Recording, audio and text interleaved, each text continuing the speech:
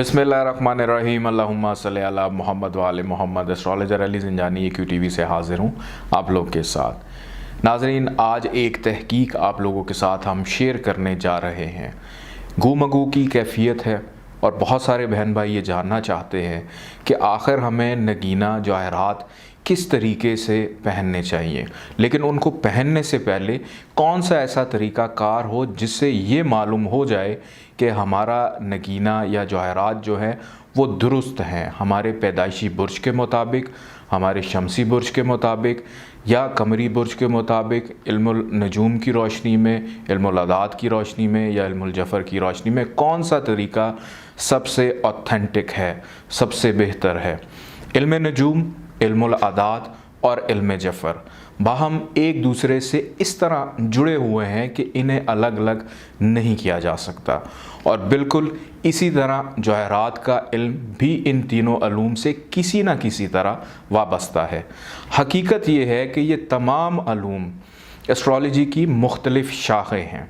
अगर इल्म नजूम है तो कुछ ऐसा गलत नहीं होगा, क्योंकि इल्मुल अदाद, इल्म जफ़र और पत्थरों यानी जेम स्टोन्स का मोहताज है।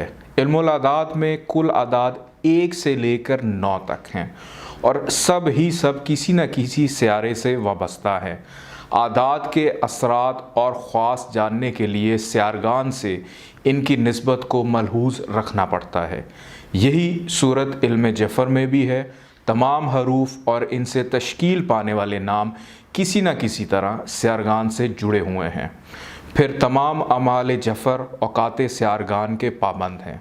मुख्तसर ये कि वक्त जो हमारी दुनिया की और इससे भी आगे बढ़कर इस कायनात की सबसे बड़ी हकीकत है, इसी गर्दिश सियारगान की बदौलत है। अगर चाँद, सूरज और दीगर सियारगान साकित होते, अपने अपने दायरों में और अपने अपने महवर पर गर्दिश ना कर रहे होते, तो फिर ये सुबह, शाम, बहार, ख़ज़ां, सर्दी और गर्मी वगैरह कुछ भी ना होता।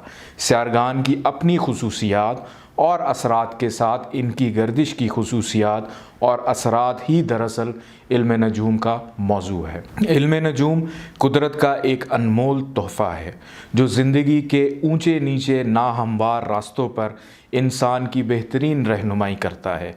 साथ ही ये भी बताता है कि हम अपनी मुश्किलात पर किस तरह काबू पा सकते हैं। सिर्फ ये तसव्वुर गलत है कि एस्ट्रोलॉजी हाल, माजी और मुस्तकबिल से आगाही का इल्म है, या ये कि फ़ल्कियाती सूरत हाल की तर्जुमानी का इल्म है, बल्कि हकीकत ये है कि एस्ट्रोलॉजी हमें ये भी बताती है हम किस तरह सियारगान की तवानाइयों से फ़ायदा या इस्तिफ़ादा हासिल कर सकते हैं। पत्थर, हरूफ, आदाद, धातें और जड़ी बूटियाँ सियारगान की तवानाई के हसूल में मददगार और मुआविन हैं। मुमकिन है हमारी ये बात जदीद ज़हन रखने वाले बहुत से लोगों को अजीब या कुछ मावराई और पुरअसरार लगे, तो हकीकत ये है कि आज के ज़माने में बहुत सी साइंसी इजादात भी एक आम आदमी के लिए ख़ासी पुरअसरार और मावराई हो चुकी हैं। वो लोग जो किसी भी साइंसी ईजाद की बुनियादी टेक्निक से वाकिफ़ नहीं हैं, इनके लिए तो एक आला दर्जे का मोबाइल फ़ोन सेट भी नहायत पुरअसरार है। सियारवी तवानाई से काम लेना या इसी तवानाई के नाकिस असरात को ज़ाइल करना भी एक फ़न है, जो यकीनन किसी आम आदमी को एक जादुई या तिलस्माती अमल मालूम होता है, लेकिन दर हकीकत ये भी एक साइंस है।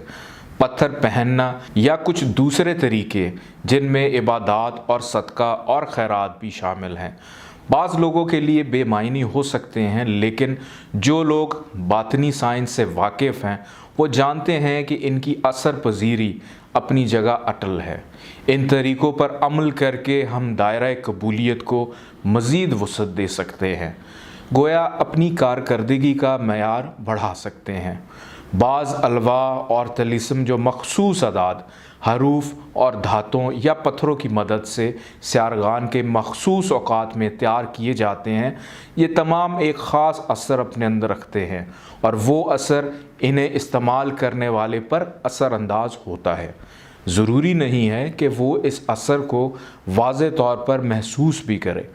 علم نجوم میں یا ہم یوں کہہ لیں کہ کسی شخص کے پیدائشی ذائچے میں سیارگان کی پوزیشن دو طرح کی ہوتی ہے۔ اول ہم کسی سیارے کو مضبوط یا طاقتور کہتے ہیں یا پھر اسے کمزور اور بے اثر کہتے ہیں۔ دوم اس کی حیثیت ایک سعد اور خوش بختی لانے والے کی قرار دی جاتی ہے یا پھر منحوس اور تباہ کن اثرات رکھنے والے کی سمجھی جاتی ہے۔